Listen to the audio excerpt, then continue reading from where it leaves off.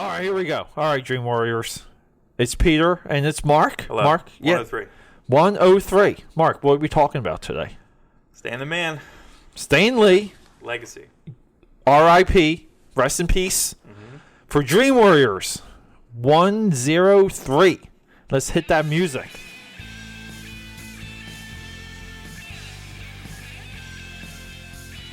Okay, we're back. Mark, how are you feeling? Oh, I'm so sad. You would think that I'm actually related to Stan Lee based on the texts that I've gotten over the last few days, that he was like my uncle. I've had a lot of people reach out to me about it, and my response was I did not I don't know him. I don't know him. I never met him. No. Never. I just took the sympathies, and I go much obliged. Yeah, I just said thanks. Understood. Yeah, I never even said for any of them thanks for thinking of me, because I'm somewhat offended by any of them, because I view myself as a person of multitudes, and I'm not, like, in no way am I that simple. Like, am I that simple to be affected by someone I've never met? But anyway, You've enjoyed the work. I had a horrible experience when Prince died. Like a terrible. Yeah, which is weird because you never. Well, wait. Am I mistaken? Have you met Prince? No, did you I've, meet? Oh, okay. I've seen him perform 9 times. Like I've seen him in concert 9 times. But you never hung out with him. No. Or he never sent you like a birthday card. No. Oh, okay. All right, I got you. But okay. I feel like I had a very visceral, ridiculous experience when he passed. It was insane. I think this is a fundamental difference between you and me, where I'm all emotion. Well, yeah, emotion. It's not that I don't have a heart. I think the last time I was maybe like shook a little bit from a celebrity death was the Ultimate Warrior, and that's because he was previously on Raw that night, and he was going to be the new WWE ambassador, and then he gives a speech, it gets into the Hall of Fame, and then dies. And I thought that was a little sad because he had a long dispute with the WWE, and it was good to see that everyone came to terms. But it's not like I was it's not like I was skipping meals. Right. Yeah. You're still able to eat after. Yeah, I was just like, oh wow, that sucks. Like, oh my God, life goes on. But hey. For anyone just joining us, this is Dream Warriors podcast, where Peter, and sometimes with guests, Mark, we talk about all things geek. We do comics, streaming, WWE, NFL, coffee, energy drinks, food. No, we do all kinds of things. But look, we're about 2 years deep into this podcast. And for anyone out there that wants to support the show, if you're listening to us on SoundCloud, there's a link, and that can jump right to our donation page. You can make donations. That helps me work with some of our contributors like Mark. That money goes to pizza. So when Mark's here, Mark can get fed Domino's pizza, his favorite pizza. Mark came in, he was so excited over our Domino's pizza that he said this is the best Italian pizza I ever had, and he wolfed down almost a entire Domino's pie. I did do that. No, I was hungry. But then and there's all the ways to support us. There's a donation page or a donation link at AKAPAD.com. That's my website. You can make a donation through PayPal. And if you don't want to shed out the ducats and the cabbage, you can find us on social media at AKAPAD on Instagram. Well, Twitter and Snapchat. Snapchat, we do one theme a day. You know what today's Snapchat theme was? No, I don't have Snapchat. Showing your appreciation for when people do things for you. Oh. And it was me getting the pizzas for our date night. Oh. And AKAPad13 on Instagram and Facebook, and AKAPad again on the Twitter, where I mostly dump my consciousness. And if you want to see running thoughts from Peter, go to me on Twitter. Now, back to the financials. You can find me on Etsy, where you can purchase creative services and artwork. All that money goes to supporting the show, because we take a lot of time. We put a lot of love into Dream Warriors, and Mark's on his way of becoming more of a regular contributor. So I want to be able to hook Mark up. I want to be able to get Mark a nice Christmas present to show my appreciation. So we need you. Headset. We need you people buying things. I want a new headset. I want a new headset. But no. I'm gonna buy and control my headset. Yeah. So, real quick. So getting to. Oh well. So you can text me moral support or maybe poems. Or maybe like things that like, and then there was just one set of footprints, stuff like that. And that would encourage me throughout the day. And keep in mind, I don't really have a lot of direct. I would content. pitch Mark's social media if he did anything on social media. I'm working on it. We've thought about this. We thought, we go into. I think I was actually developing, side note, an outline of a book that was self-improvement with social media. The way that you can use social media to harness you, and to develop your personality and to develop a worldview. It's like a positive outlook on the social media reach yours versus is consistent. I think yours is consistent through the through like the 6 platforms almost, really. It goes because even tonight, you just coming here, it was on my IG story, and it was also on my my Snapchat. So even before you got here, I did maybe 20 or 30 snaps on that theme, and I'll show a little bit of them to you. But every single day is a theme on Snapchat, and they're usually themes on just reminders for people, ideas that I have, things I notice. Some of it's methodology. I might show people how to cook something, but every single day I do a theme. So the whole idea is it's almost like Pete's self-help book done in real time. And the Snapchat is growing because Snapchat only works for your contact list. So, or you have to tell someone about the other Snapchat account. And I get new people adding me through username every single day. Okay? And that's big. Someone is telling that person about me. But yeah, so getting to our topic at hand. Stanley, before we get into this, I just want to make one statement. Okay? There we go. Stan Lee served in the military and didn't write the Fantastic Four till his late 30s. I think he was 38 or 39 when he finally wrote Fantastic Four. For that alone, and for taking a job that he had through nepotism and doing what he did with it, it's one of the great nepotism stories in American history. With that being said, I do honor him for serving, for sticking it out, for not being a puss.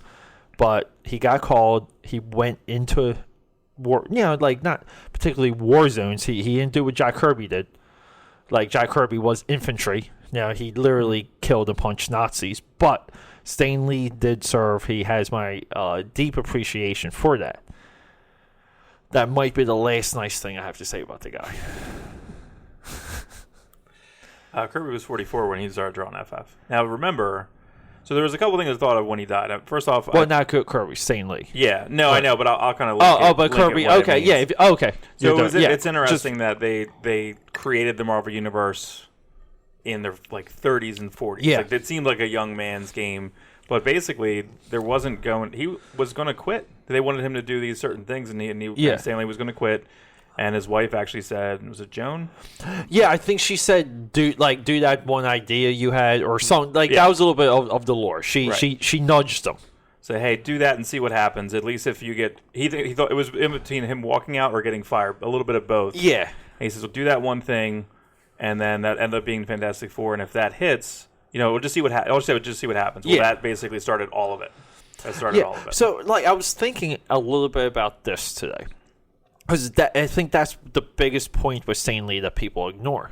Was that, how late in the game he got into look, he was making a living, he was making money, he was living in New York, but how late in the game he had a success. Mm-hmm. Okay, you and I we're that age. Right. Okay? And this is a little bit of the worldview that the wisdom that came through the original Marvel run. There's a worldview, there's a wisdom, there's a teaching to that initial block. Mm-hmm. From what would you say, early 60s to 62 or probably 69. Yeah. Okay. So it's not even 10 years. But that original block has real world drama that I think you have to live a life to be able to portray it. Mm-hmm.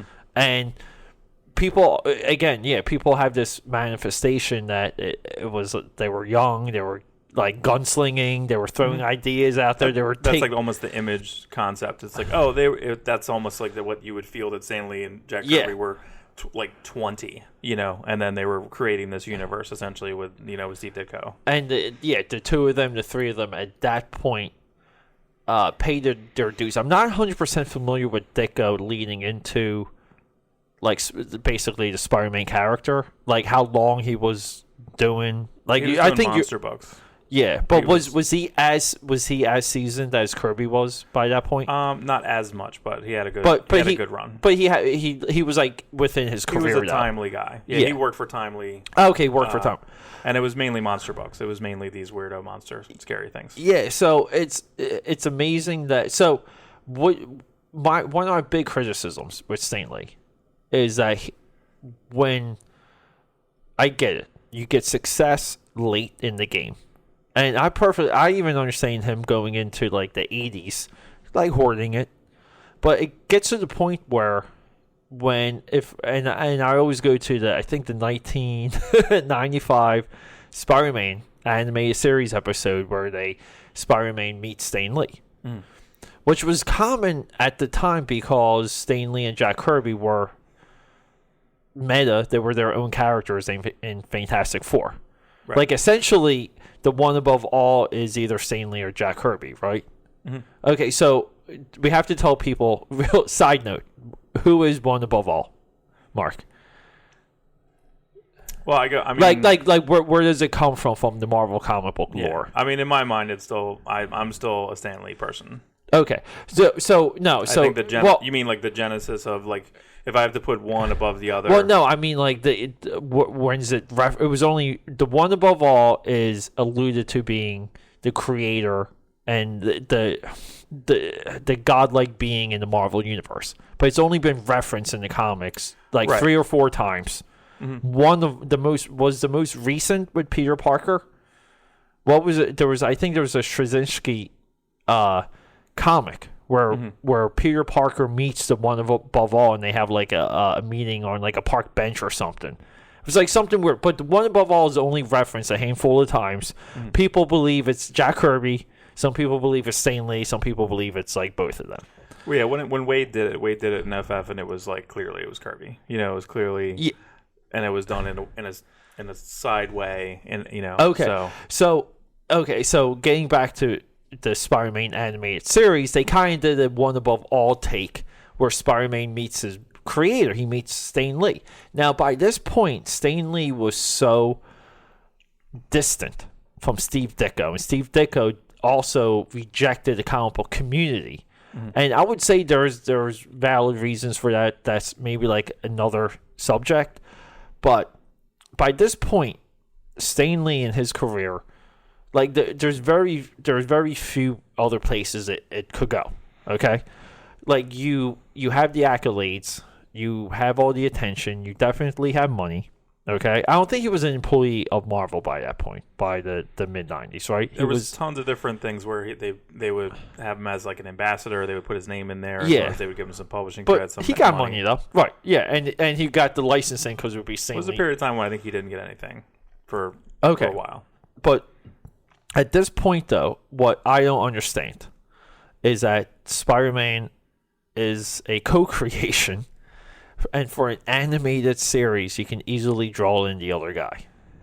Mm-hmm. You can, even if Steve Ditko was this and that. No, he would have hated it. He may have, but how wonderful of a gesture it would have been for Stan Lee to refuse that unless they put in Ditko.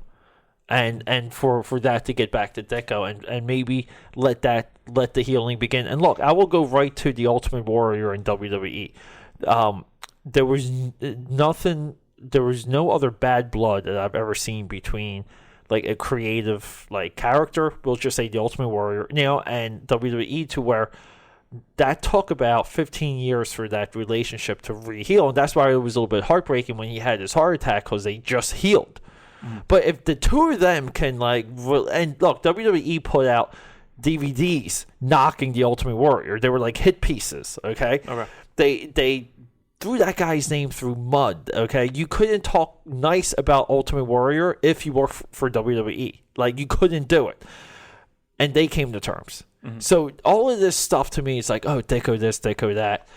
I don't care. I think they could have came to terms. I don't think Stan Lee did any effort to heal him and Dicko, even within Dicko's passing.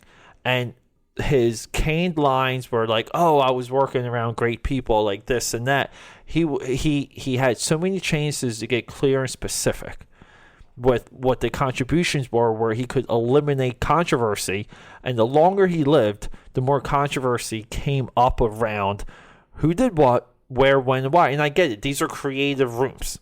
Okay, and in effect, no one owns Spider-Man. A company owns Spider-Man. Like, no one person. It doesn't even, in a way, it doesn't matter. But when the adulation became like a part of his shtick, meaning his entire celebrity is built around, I'm the creator of the Marvel Universe. Yeah. So I think the dichotomy, I think that where we've talked about this on the show before, there's two different mindsets. So there's it's been a divide, I would say, I don't know, in the last 20 years, where basically you're like Kirby, pro Kirby, I hate Stan Lee. Yeah. Or you're like Stan Lee, it doesn't get enough credit. Like, I kind of feel, or like that he doesn't deserve all the credit, but I feel like he deserves a lot of it. You know, I feel that, because here's the thing, is that we wouldn't be having we wouldn't probably even have this show. We wouldn't have a lot of the culture that we have. You referenced that before. Well, here's the thing. Yeah. Well, if you watch, there's again, the YouTube's a huge resource, but there were times when the business was moving to a certain level. He was giving the artist more creative control, and that was when Roy Thomas and other people started to come in. Jerry Conway started to write over top, and he was leaving these books, where he would leave Spider-Man, and other people were scripting it, because he was doing college tours. He was doing a lot of like underground cultural, very important things that like made it this counterculture movement, which flipped it to mainstream. Yeah, where comics were cool. So I think if it wasn't for that, there wouldn't have been these licensing deals. And you know, he was. Well, I think as creating that and then going into that's why we have everything we have today. Well, maybe, but then again, that is 100%, because remember, Superman, they outsold Superman. Okay, well, that's because there's more books. there's just more books to sell, meaning that if Marvel didn't exist and it was just DC could have been getting all of it. Like, you follow me? I think that he created people and the culture, and having that like hippie culture and the counterculture and doing those college tours. I think that is a whole new thing. Well, Surfer, he created that. You know, he's like looking at the culture and it's okay. Surfer, okay, let's motorcycles. You know, Ghost Rider, like, you know what I mean. So I feel that he has his hand in a ton of these different things. Like, we need Luke Cage, or we need. He did Black Panther when it was, like based around the Black Panther movement and civil rights movement. Yeah, X-Men's is a civil rights movement. But at the same time, though, like, I get what you're saying, but if culture is your argument, so let's say like he had his eye on the culture, he responded, did this and did that. When culture shifts, those characters become irrelevant.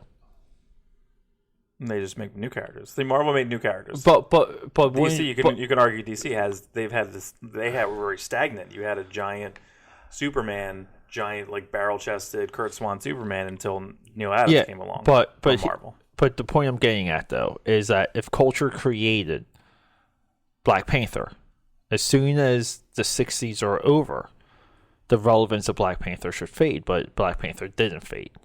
And why didn't Black Panther? Well, we can argue Black Panther really didn't come back until Marvel Knights, which was, 2000? Like 99, 2000? They had a few different series here and there. And I think that's because I think what happens is the writer... Hunter's Prey, the prestige format, obscure Black... Which never... I thought that was going to go up in value, because I think that's like maybe the second best Black Panther story. No one cares. But anyway, side. Well, I think that's the thing is, and I think that's what...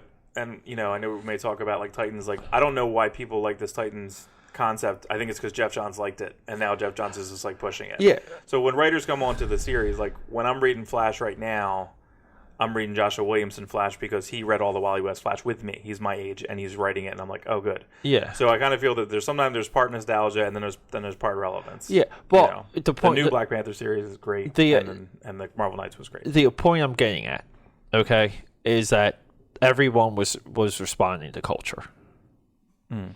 So every company was making characters responding to culture. That's what entertainment is. Entertainment. I think Marvel was the only in comics that was the only company that was doing that. There really wasn't that much of a DC movement. They changed Wonder Woman's outfit to be like. We had DC. We had Black Lightning. We had Wonder Woman was in her mod outfit, which I really loved. We had characters. We had Superman go through drastic changes because culture shifted. So these creators that came onto DC were of the culture, okay, and they shifted the look of the characters. They shifted the attitude. The DC in whole pivoted to become responsive to culture, which was later in the game, but that's what Crisis was all about, to streamline it, to respond to culture. I think that the only time DC pivoted was Neil Adams in the 70s with Deadman, Green Lantern, Green Arrow. Well, Green Arrow is... And then his Batman. And Green Arrow, I would say Green Arrow easily, right? The most progressive book of that entire era. But, I mean, it's including all Marvel. But it took 15, 20 years...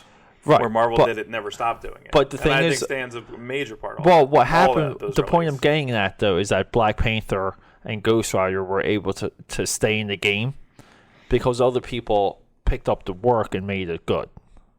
See, Stan Lee didn't create Ghost Rider. No, he wasn't even editor in chief.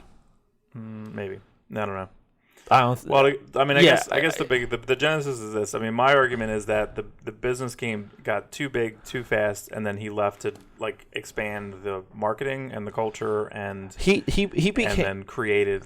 And then he did create he was Funky Flashman. That's what Jack Kirby drew him later, and Mr. Miracle has this.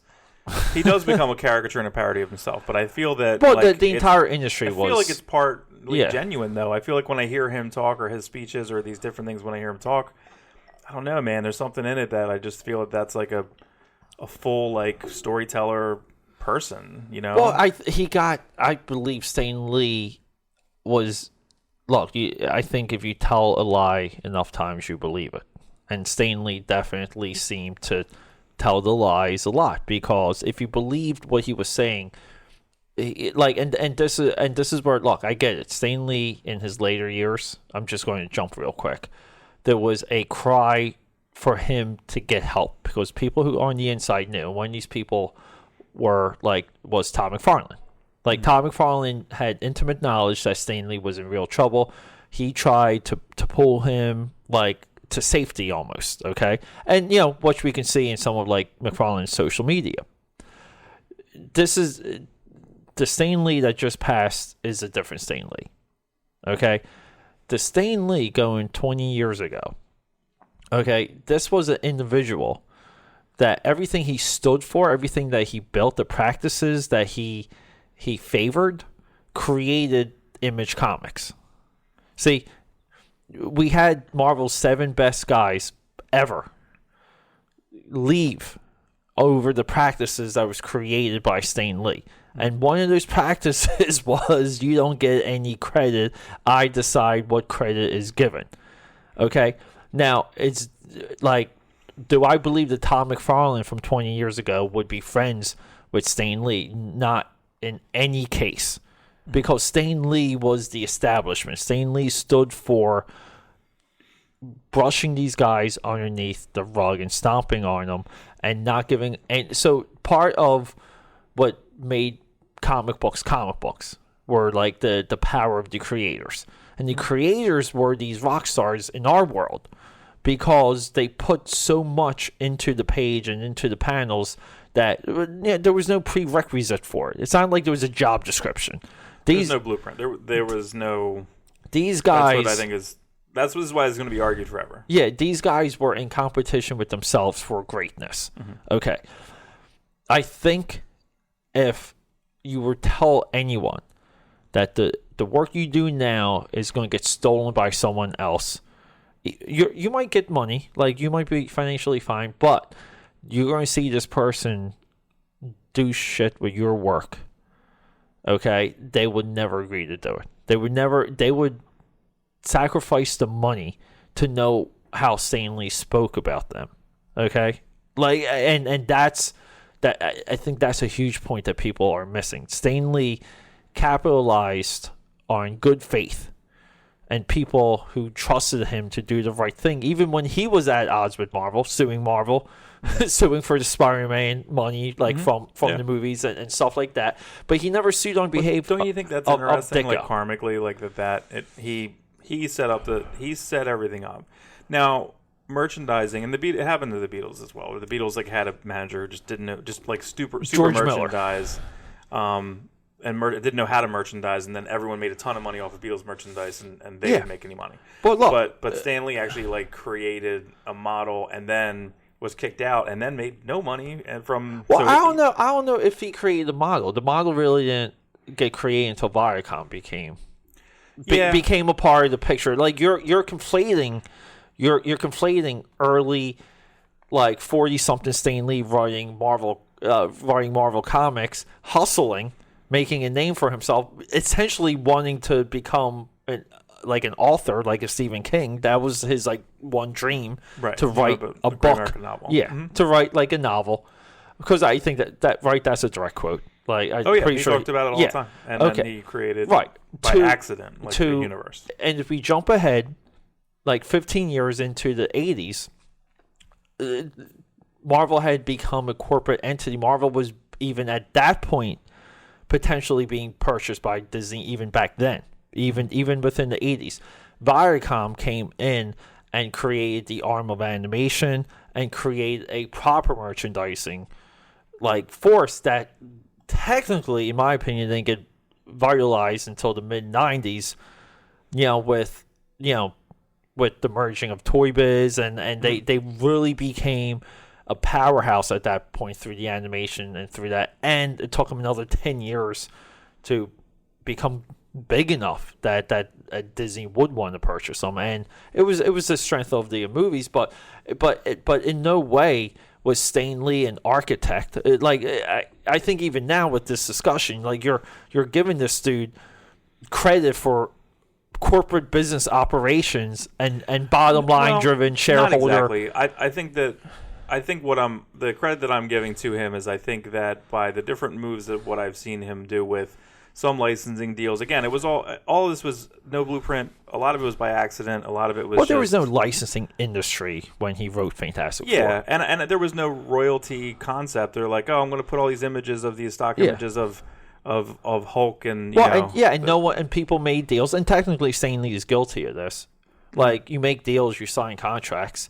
You don't know your character is going to be $1 billion movie franchise in 30 years. Like you don't know that. Right, it's not a thing. It's not something that was ever really like laid out. The Schusters ran into this issue. Like there's been some real battles with, I give him credit from like the basic concept of, I just truly believe that he's like, okay, Bruce Banner, he's Dr. Jekyll, Mr. Hyde, and I feel that he made everyone human. I still have a disconnect on DC characters because they're all gods. And every single Marvel character is a messy human, which I can relate because I'm the biggest messy human. Yeah, no, I agree with that take. But I feel that everyone like is so quick to rush that he didn't come up with there's no way that he came up with these handful of concepts, and then I understand that it may have evolved out. So I feel that I think later Marvel stuff, but I think the original blueprints of FF of that's basically him and his wife and his friend, you know what I mean? And Jack Kirby is the Thing, he's a curmudgeon, so I get it. I get that, but I feel that Jack Kirby is the Thing, which is awesome. Which is true. It's true. I know. Yeah. It's just it's funny, but it becomes awesome.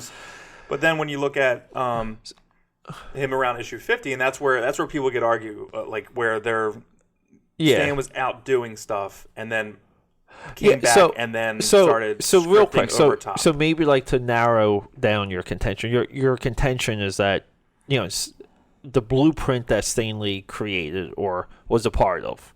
Was significant. I believe all the early stuff. Yeah. And the reason why Ditko left, because he was doing too much in the 30 to 40. Yeah, well, Ditko also potentially had, and look, I play I play both sides for some of this, okay?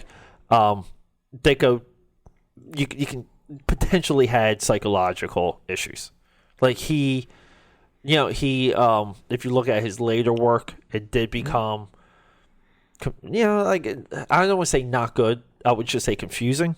Like it wasn't on point, and that could be because he didn't have like the Marvel bullpen, the Marvel editorial as like a guiding hand. Like he was kind of really, I mean, even with the question, it kind of goes on and on with him. But I mean, he did have a good run on Doctor Strange, which was like maybe his last great. I mean, the best thing to watch with any Steve Ditko stuff, you can go watch the Jonathan Ross documentary, The In Search of Ditko. It's on YouTube. It's 30 minutes. It's fantastic. Yeah, and it'll give you kind of a breakdown. But I feel what I feel that everyone slams over when it became the Kirby Ditko thing 20 years back.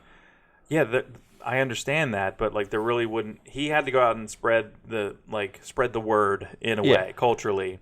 So he did leave the operations to a certain extent. I still believe that him, and I know there's rumors that his brother Larry, he scripted a bunch of stuff. Well, that's the Rory Walt Disney argument as well. And then what's the guy? Ib Iwerks, that guy? Ib Iwerks. Yeah, but see, Ib Iwerks, who the animator of Oswald the Lucky Rabbit, he was a workhorse. Mm-hmm. But here's the thing though, Disney was smart enough to separate the two.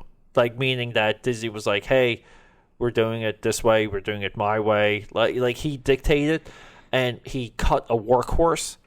And it was kind of like, hey, I put a lot of blood, sweat, and tears into this. Like, where's my piece of the pie? And Disney's like, well, I paid you, leave. And, that was some of the contention for that. And, some of it's like the actual, maybe the look of Mickey Mouse. But then again, you're being paid. You're being paid to come up with something. You come up with a couple circles. Right. You call it You're Mickey Mouse. Worker. Yeah, it's like this and that. But the difference is like, again, it's hard to compare the two because the atmosphere of Marvel at the time was that it's almost like you're in a room of cigarettes and coffee, and people are just and people are just throwing ideas onto a table, and then someone takes all of the paper that's on the table and shuffles it and says, we got this here, this is this character, this is this storyline, and now it's just chaos, but that's the way it was done. Mm-hmm. So we're not faulting any, like there's no email chain to go back to now. Right. Now we have those things, but the point, I did want to ask you, and I did want to make like maybe one final point by saying it, but I wanted to ask you because I'm curious about this. Mm-hmm. If someone, because like we can say like you've read it all, right? Mark's read it all. Okay. I've kind of read it all. If someone needs to understand Stan Lee through the work, what are they reading? What are they going right now to go by? I would say the first Spider-Man run. I'd say if you were buying stuff, I'd say that like if you just go get the first Marvel Masterworks or like the first, which is I think the first 10. I believe when they had them. So Spider-Man like 1 through 10. Spider-Man Volume 1 and 10, and it has the annual in it. And the Marvel Masterworks 1, I'd go FF. Fantastic Four 1 through 50. Yeah, like potentially Hulk, 1 through 100. But Hulk, X-Men, and then I think so the early issues of all the marquees. Mm-hmm. What about outside of that? Like anything? Because I kind of would say the Silver Surfer graphic novel. Mm-hmm. And that I'm forgetting what was the full name of that. Was it just?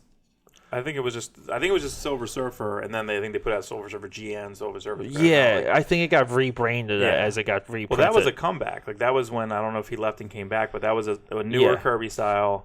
Yeah, it was recently recolored, and it was. I don't like the recoloring as much. I don't like any of the recoloring. I think you and I somewhat are a purist when it comes to coloring. Right? Yeah, I mean, I don't like it. Like I don't even like. You were talking about last, to cut you off real quick. Last episode of all my different editions of Watchmen, because I own like a stack of Watchmen. I'm seeing 3. Yeah, in front of me. And and I kind of know the differences from one to the next. I want the John Higgins. Same thing with the Killing Joke. I want the John Higgins coloring. They just came. Side tangent, real quick. Because I was at the comic shop today. Mark recommended a book to me. I go to the comic shop to buy it, and they only have issue 2. And no one can tell me anything about issue 1, even though I know at that point issue 1 was in reprint. It's pretty popular. It was pretty popular. But I at the time it was Skybound. Like, how do you not order up on Skybound? It's one of the few recognizable things. But anyway, there's a large absolute edition now of The Killing Joke, which is like this thick. It's like huge. It's a giant edition. It's like a $60 edition, but it's huge. I don't know. I'm not sure what it is. Okay, but the thing is, I'm looking at this thing, and usually when I see something like that in the shrink wrap, I'm like, why isn't it not open? I need to flip through it. Not that I'm even going to buy it. I just want to, see the pages, and I had no desire to even to even grab it, to even touch it, because I'm like, why is it that big? It doesn't, it's not, it's maybe one of the best stories ever, but maybe it was the size that Brolin drew it. I guess I don't know. Maybe it's an artifact edition, where they. It's not. No, it's not. No, because the artifacts are they're as big as the comic page. They're huge. No, this is just it's a DC reprint. It's a new edition. It's in the slipcase. Yeah, it must have just came out, but it's the weirdest thing to me because I'm like, stop reprinting that. It's a 66 pages. Right, I'm like, it's prestige format. I was gonna say it's 64 pages, right? It's not even. Right. Yeah. Okay, so I was more than 48, but I think it's 56. Yeah, and that was a little bit of my attitude. I'm like, why does it have to be this big? It's a little book. It's a little story. And I was like, and I'm looking at it, and I'm like, it's more than $1 a page. The retail, you're spending $1 a page, and I don't know. Then I'm thinking does it have cool supplemental stuff? I'm like, I don't care because the pages are so well made. The sketch of it's almost like when I see sketches of Watchmen pages, I'm kind of like, no, the page is perfect.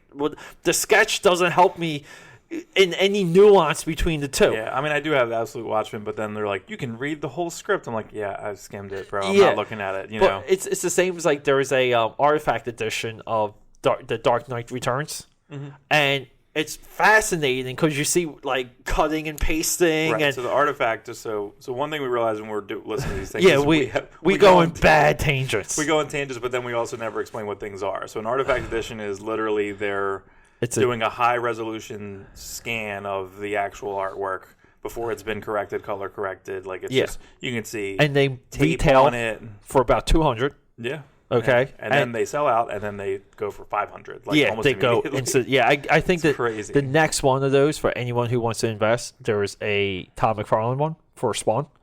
Okay. That is not artifact, but he did his own. He just copied the format for his Spawn pages. That's going to go through the roof. That's going to just go bonkers because, his early Spawn work now is just becoming more and more impactful. I think as mainstream comic book art degrades, believe it or not, the image era now is becoming this glowing city on the shining hill type thing where people are saying, you know what? I think Dale Keown's Pitt had a point. Because they're looking at the modern Hulk comic and we think Pitt had a point every 6 months for one of these issues. It took me 4 years to an 18-page story arc. But anyway, and the Pitt is just look that one up, people. But so people are looking at the original Stan Lee run, but there's nothing after. There's not because something just got reprinted that did spark my interest. And it's the Stan Lee reimagines the DC universe that is now an omnibuy. Yeah, I mean, to me, I get it. I've never been entertained. Some of them are bad. Well, because I feel there was a series. I was on Marvel U to the Marvel Universe, $7.99 a month. It's an app. It has 30,000 comics. So it's fantastic. Yeah. Well, worth the money. You and I are both a fan. 1,000,000%. So I went on and I looked at. And I just and the backup stories were actually a little bit better. So they had What If Stan Lee Met His Creations, and they did What If Stan Lee Met Spider-Man, Silver Surfer, I Hulk. like that stuff. It was pretty good. And they had good art teams on it, but it was very so on the nose, but not even like cleverly meta. It was just kind of bad. And then the back they had Joss Whedon did a story with Michael Gaydos, which was great. Of these like different comic book people that were like the same people from different dimensions, and they made Stan Lee was like a janitor. Yeah, which is the Marvel universe inside the human head, inside the brain. Right. Inside baseball. I would say it's one of the like inside baseball comic book creator tropes that everyone embarks on. And like even point. like and even successful or not successful. Yeah, even going into, again, we'll reference Alan Moore again, when Alan Moore was writing Supreme for Rob Liefeld, and they literally have like an issue inside the brain of Jack Kirby. Right. He's God, and they go into God's brain. It's like but it is, or Grant Morrison meets, or Edelman meets Grant Morrison. Exactly. Yeah, and I think I think that's one of his biggest contributions, like to cycle back into what Stan Lee has done. I think that is pure imagination. That is Willy Wonka in my eyes. It's so crazy. It's so much fun to think about, and I think it's a concept that it, like, technically, like Star Trek: The Undiscovered Country maybe at the end or inside the brain of Gene Roddenberry. That's the way I always read that.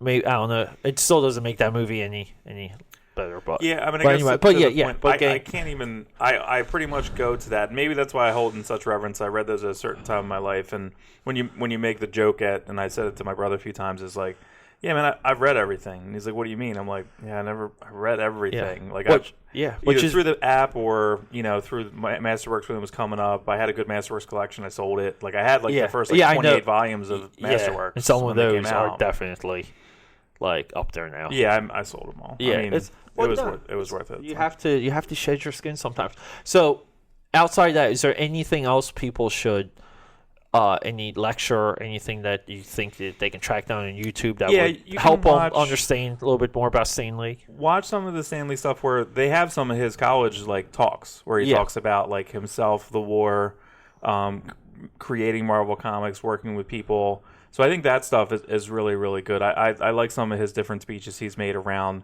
I did bring, I don't know if we want to do this in a different segment or put it into this. You said you had a couple audio clips. Right. So there's an audio of, and I guess this was just like a public radio thing, but somehow it got to Stan. So when it was 1980, maybe 85 or 87, something like that, but it was Jack Kirby's 70th birthday.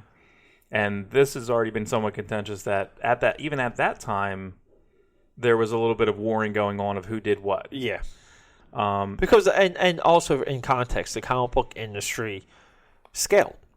Like it wasn't what it was back then. Like more attention, more like comic book. You can technically argue outside of like sales equals royalty. Like, outside the money you would get from books themselves selling. The actual industry itself has nothing but grown since the 60s. Like I said, outside of issue sales. Like, if we take away issue sales, but even comic books now are more relevant now than they ever were. Like, they're totally embedded in people's hearts and minds. Right. And I think with Neil, outside of issue sales. Yeah. Well, Neil Adams had a huge part in the creation after the Superman movie. He made sure that the original creators, Simon Schuster, got paid. Yes. He went to court with them. He paid for a lot of their law. He paid for a lot of the lawyers himself. Yeah. So during that time, that's when things kind of shifted a little bit, and that was probably like in the wake of some of that, where I don't know if he helped Jack get some things. Remember one of the low-hanging fruit arguments, and this is not me favoring the creator, but they would say things like Jack. It's so hard to discuss Stan Lee without talking about creator rights and some of those issues in comics. This has been our argument. Yeah, and someone like the Jack Kirby stuff. It's just funny how some strict Jack Kirby beefs are linked to Stan Lee and they're not related. So, like, the point I'm getting at is that part of, like, the Neil Adams struggle was like, hey, you got to return the original artwork. You got to return the original artwork to these guys. And it's kind of like why the company paid for. Show me in the contract where we owe it to them. And that's a little bit where I'm just like, I get it. It's more of a spiritual argument. it's more like, hey, creators, like the guy who drew the picture should own the picture. And it's like, no, like maybe now those are in contracts, but not in the 40s, 50s, 60s, even the 70s. They used to throw them out. Throw them out. Yeah, they say you used to use them for like cutting boards for the people. And look, I get it. When you're working at some of these companies. I mean, how many books was Marvel publishing? Let's just say in the mid 70s. How many books monthly? I don't even know. 60, probably a good amount. I would say over 100. Yeah, over 100 monthly titles. Could you imagine the scanning, like the photograph room of the original artwork they had coming in, and the person like organizing they would just be like, oh, I'm done with this batch. Wherever it goes, I'm never going to need it again. Right. We shot the microfiche film from it. Right. Like we don't need it. We don't need it. There wasn't really a reprint or book market. Right. We don't need it. A thing. I'm here to do my job so I can pay my bills. I'm not so I 100% get it. But then again, side note, because we're talking about other things here. There's stories of people. I think one of them. Walt Simonson visited Jack Kirby and got original Thor artwork from Jack Kirby. Like someone that eventually worked on Thor lived in Jack Kirby's neighborhood. Went to Jack Kirby's house to meet him to talk about comics because the parents were friends or something. And Jack Kirby, every time the kid came over, he would give him like original pages. Right. It wasn't even a concept that would be valuable. Right. So it's even like Jack Kirby himself, didn't value his. He just gave it away to some kid. Right. Okay. But so there's conflating arguments. I think within the realm of Stan Lee, there's equal arguments that are conflated, but. Of all the headline, I think we'll depart on this real quick. Mm-hmm. Okay, and we're not done with Stan Lee. We're going to do more Stan Lee episodes, everyone. 100%. Because Dream Warriors is long-form conversation. We just don't do episodes and move on. We want to marinate in these topics. I'll make this point, and we'll kind of cut it. Stan Lee eventually meant something to a lot of people, and it's a little bit of it's not cult of personality, it's not false idol. Stan Lee became a symbol of creation and loving what you do and pursuing things and taking chances and kind of in all having a love in life. Now I think that is his biggest impact, but there were sacrifices of other people, and we can use the argument of the Marvel cameos for some of it, to where he's in Captain America, he's in Guardians of the Galaxy, he's in all of the X-Men movies, and one of the creators of Wolverine dies along the way of the X-Men movies, and we don't even know his name. We know his name, but where's his cameo? And that, to me, is always one of the sticking points. And I think both columns there should be addressed equally. The guy inspired generations of people. He will move forward. He helped. You're right. He helped transform our culture, but there was a price to be paid, and people were sacrificed along the way. Some of them being some of the most creative minds you and I have ever seen, or ever had the joy to turn the pages of. Right. Jack Kirby being one of them, but the list does go on and on beyond Jack Kirby. But Stan Lee also was surrounded by geniuses. He was surrounded by greatness. Yeah, it literally is this a perfect storm. And part of it is too is I think that. So the other part of it is you can argue the Ditko where he would change the story, give them back, and then he script over it. Yeah. So the biggest, the most famous Spider-Man storyline essentially is him underneath the rubble and then standing up. That wasn't supposed to be 7-8 pages long. Which is also why some of the panel descriptions describe what the panel is. Mm-hmm. Okay, because the writer's figuring it out as he's going along. It's almost like a stream of consciousness. The earlier captions were the writer telling the story to himself, so he knew. But like, if it wasn't interesting to the artist, like the artist would just send in what it was, and there wasn't any time. Yeah, and then Lee's like, okay, I'll just script over this. So I kind of feel that there was a crazy, and because it got busy, there was no time. So the artist just or there wouldn't be stuff. So the Kirby argument is that Stan was just gone. Yeah. So he's like, well, I just have to. Okay. Fantastic Four doing this. Here we go. Here's 20 pages, and then he gets back, and then Stan has to fill it in, or somebody's writing it. Somebody's writing it. But at the same time, though, it's a little bit of like, again, people have to think of some of the business operations, meaning that let's say you're Jack Kirby, Stan Lee's not there, and this is an argument for Stan Lee, okay. You have an idea. You're like, "Hey, Fantastic Four, build a bicycle." In this issue, and it's like, no, it's got to be a cosmic, but like it's got to be a cosmic bicycle. It's got to be this. It's got to be that. And the artist back then could draw at a true clip, meaning that you can draw 22 pages in less than 12 days. Like, these guys did more than 2 pages a day. Yeah, I'll do some Kirby. We should do a Kirby episode. I'll do some Kirby research because some of his production is ridiculous. Well, yeah, he drew a year's worth of comics before going into the war.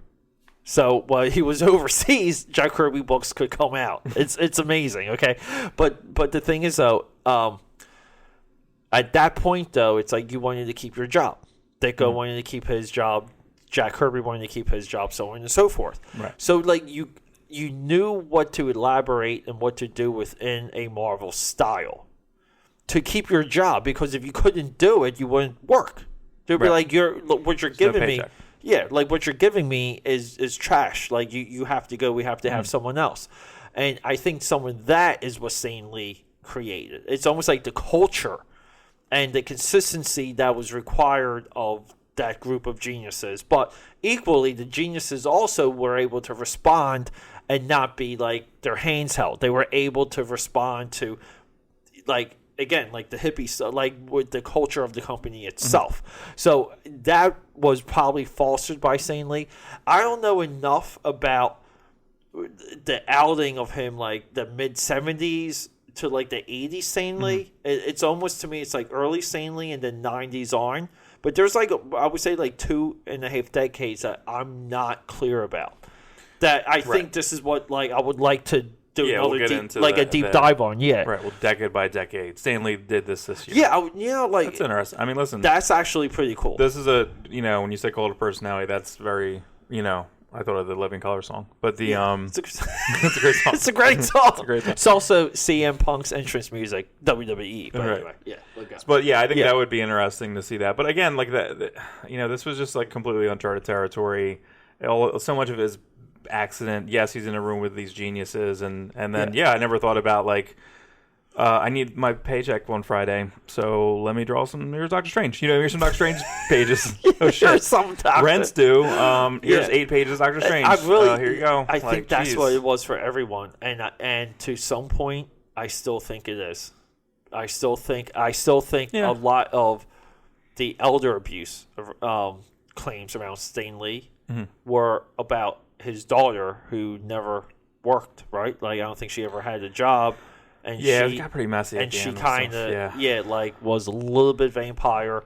But even from his daughter's perspective, it's like I need to live, I need to do stuff. And people will do amazingly creative things out of desperation when their backs are up against the wall. And some people will do, again, Stan Lee in his older years, which does upset me. It really does. But then again, Mozart was dumped in a nameless grave. Right. Poor. Right. Mozart. We'll leave it with that. Dream Warriors 103. Pete and Mark, we're out. 101.